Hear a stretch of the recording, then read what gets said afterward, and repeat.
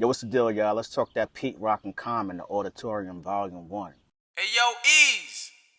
Get right to it. Track 1, Daydreaming. Ladies and gentlemen, this is the way you start an album.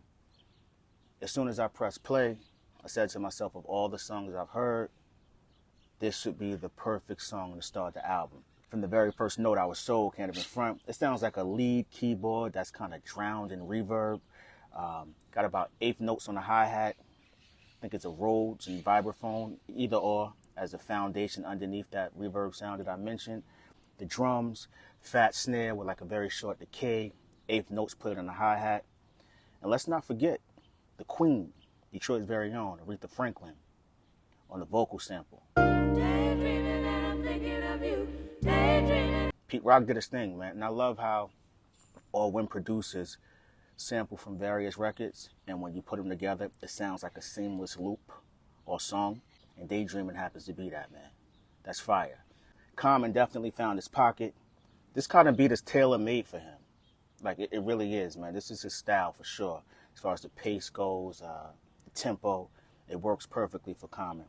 Like, just listening to this record, I can actually envision them starting to show at, like, a huge auditorium like Radio City or Music Hall, and this instrumental just blaring in the speakers as the crowd anticipates their arrival to the stage, man. Like, Daydreaming, fire. Let me know what you think about Daydreaming in the comment section, 1 through 10. All right, let's move over to Chi-Town Do It. That's track number 2. As far as the production goes, let's get right to it. On 1-bar beat, and it's not a loop. It's a slight chop of a 2-bar loop. Listen to the sample.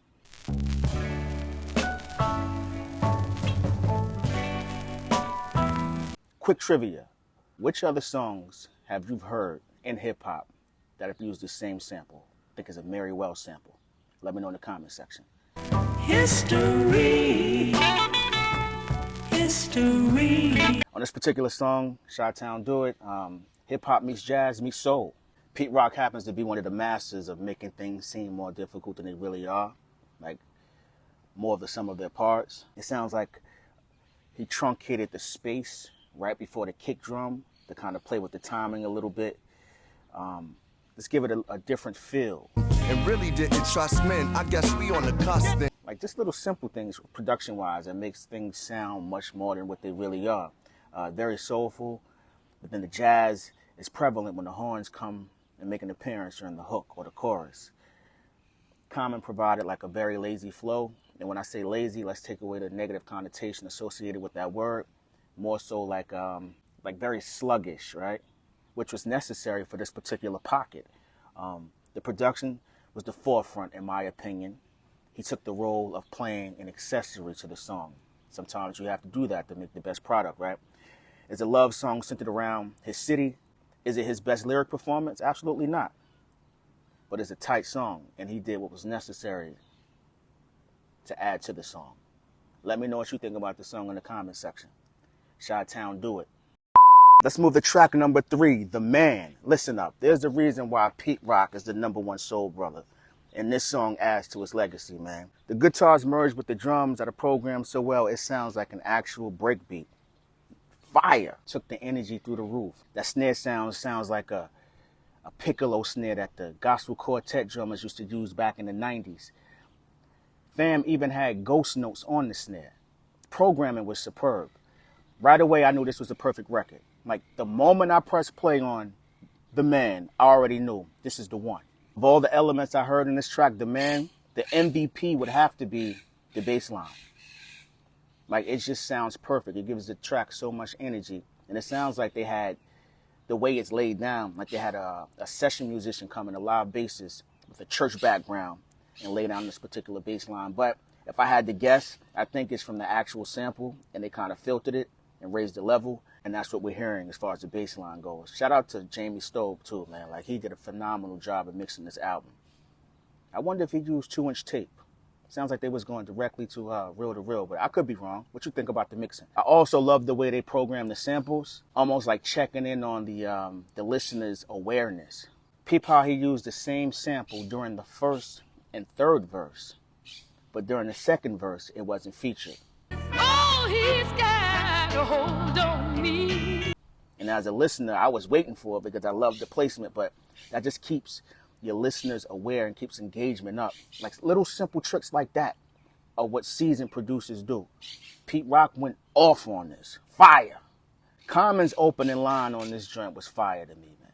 I drop a gem in the ocean. Sound waves of underground days put this man in motion. Common is so underrated as a writer. I love the maturity and picking his spots. No ad-libs, no talking until it was time to rap. And boy, did he rap, man. Delivery, tone, confidence, and an incredible third verse. What was the line he said? My public persona's the enemy of drama. My public persona's the enemy of drama. Grown man rap, grown man music, perfect execution. The Man, like, perfect record. Let me know what you think about The Man in the comment section. Let's move over to track 4. We're on our way. You can't go wrong with Curtis Mayfield. Genius. One of the most heartfelt artists ever. The way PR chopped this sample up is Hall of Fame worthy. I want you to go listen to the original sample and peep what he did. He was all over the place with that record, the way he chopped it up and put it together, and it sounds seamless. It sounds like he had session musicians come in and replay it. It's fire. Fire. I believe he even got the percussive sounds from the record, like the snare, the rim shot, the little conga roll. Man, eighth notes on the hi-hats. The use of dynamics in the mixing and programming on this track is fire. Like, it just sounds like it has a live feel to it. Fire, Pete Rock, shout out to you, man. Before we even get to the lyrics, peep how they keep you engaged with the record. That slight pause on the intro. It's the little things that keep the listeners engaged or all in. The guitars on this particular song are so heartfelt. We've only just begun. We've only just begun. It sounds like they were recorded in a small, well-treated room at a recording facility through an amp with very warm tubes. Like, salute to Pete Rock and Jamie Stobe. As I stated before in the YouTube short I did, Jamie Stobe actually mixed The World Is Yours for Nas back in '94, and these two are still working together. So that chemistry, that sound, I believe they was recording straight to tape. I could be wrong, but it has that warmth. If not, there had to be a lot of outboard gear utilized. I happen to like the hook a lot. I like the way Common played off of it. There happens to be tons of hope and uplifting energy in these lyrics, which is a huge contrast when compared to his monotone delivery. There's a wealth of knowledge in the lyrics, man. Black entrepreneurship, progression, dreams coming to fruition, while making references to a city. We're on Our Way is a quality song. The mood is set by the production, and the chorus matches the content that was laid down in the verses. Salute to Common and PR. Now let's move on to track 5, Fortunate. But before we get there, let's talk about